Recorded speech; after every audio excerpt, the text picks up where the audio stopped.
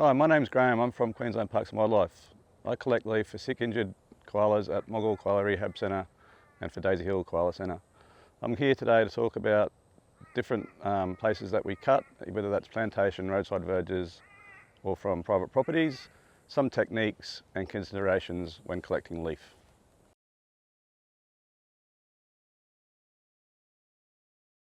So this is a Eucalyptus propinqua, one of the grey gums. I guess it's a secondary species that I'd probably cut, 3 or 4 times a week, but just 1 or 2 bits per koala per day maximum. If you've just got a couple animals, you don't need too much of it. So I'd probably start on this tree. I'd probably start here by taking it there, nice clean cut, then probably bring it back to there, and that'll reshoot. We'll get some nice growth of that in 6-7 months. There'll be another piece there.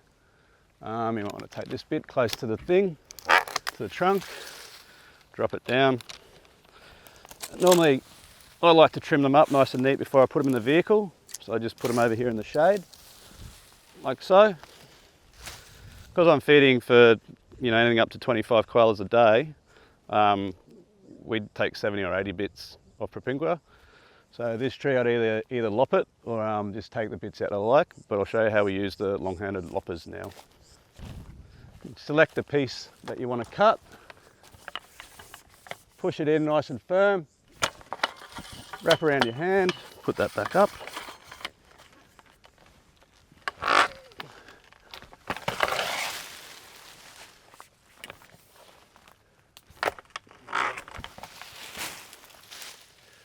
We generally cut the branches about 1.3 to 1.6 metres. This means they can easily get in the pots and not, hit the roof and be super accessible for the koalas to eat. I use a machete because I find it really easy, and you can get some really good clean cuts.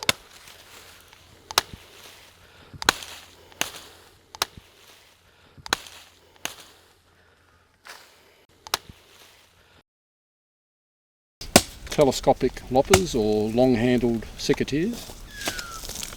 They can be extended out to give you a bit more leverage, to give you a bit more power in the cut. These ones are anvil design, which is a blade onto a flat plate, rather than the bypass design, which is also quite common. Again, it's just choosing a nice piece with tip on the end. I might choose this piece here. Again, trying to get a bit of an angle on the cut, so when it rains it doesn't pool on the top of the cut, and you decrease the chances of fungal growth. And just quick stick, there you go. And trimming it off, which is when we have more than 2 people out cutting, we only have the 2 machetes, so third person will use the loppers to trim and cut to length. So basically the same principle. Pretty much, yeah. And you can also just use a lot of species. You can just pull it back on its grain like that, and just pull it off. And it does exactly the same thing. And you just get the right length, which is about there. Cutting its length. Nice. And there we are, done.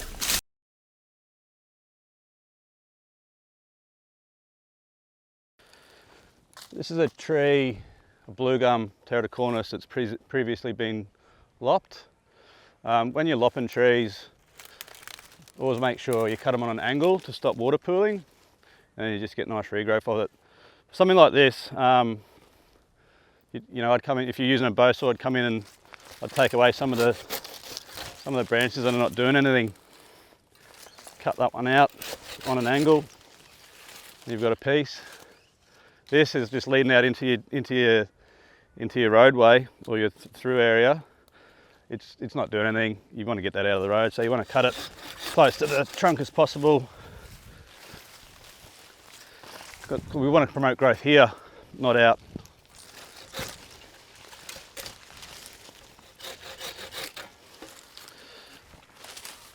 You'd leave that, that's going to be a piece. That's a nice piece, I want to take that with me. angled cut, that's your piece. Probably gonna, yeah, I might have that one too. And then just clean it up. Bits that you don't want, you don't need.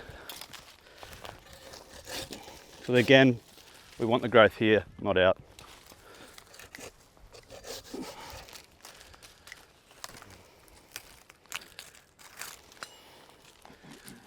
And in, you know, 6 months, that'll be a beautiful piece, that'll be a good piece. We'll get more growth off here.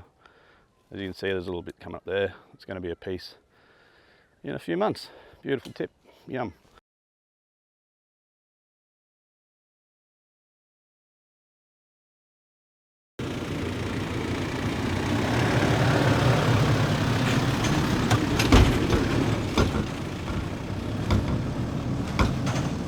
We like to get it packed as sort of quick as possible and generally keep it species specific. It's just easy when you're unloading, when you've got, you know, a big bundle of whatever species you've cut. Apart from this time, we've got a couple of stray blues. There we go. We record obviously species, number, every day, where we've cut, the date. We enter in a diary when we get back to work, and then upload on a database, which is real handy for just seeing where we've cut, when and where, and sort of what the quality's like. Yeah, generally do it like 5 bits at a time. Just makes it easier. It's neater. When you're cutting hundreds of pieces, you want it as neat as possible. Because once you've got a few hundred in there, it starts to get a little messy.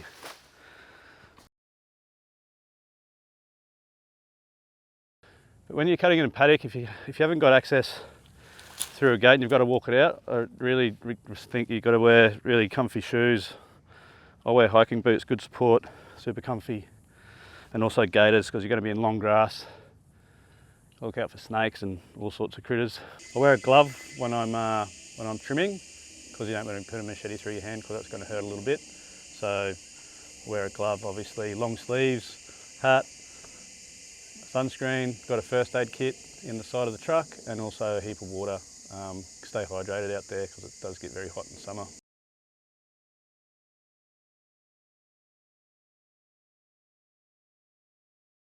Good afternoon. We're at a private property now in Lockyer Valley. It's a cattle property that we've been cutting for 18 months. As you can see around, there's a fair bit of regrowth. I guess different to a plantation. Obviously you've got to get permission from the landowner first. Because there's cattle, you don't want to leave spikes, so if you're cutting like a tree like that, you'd probably want to take the crowns and leave it nice and square and flat. Because if you know, like a bull in a china shop, same in a blue gum shop, they're going to wreck the place. And any spikes are going to go into the abdomen, not a great look. So even if you do cut something on an angle that's got a spike, try and flatten it up, you know, close to the canter to the crown.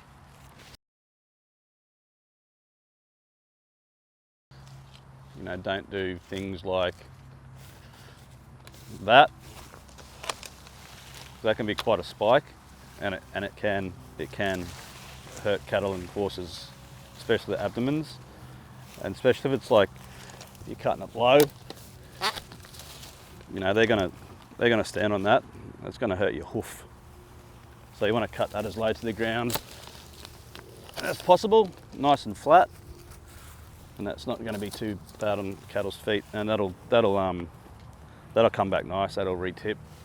Yeah, things like this, you know, you'd probably want to cut it to the size you want it, and then ground level. And what I generally do as well is I try and keep things as neat as I can. So I'll cut what I want. I'll make a pile, you know, around a big tree or something like that, but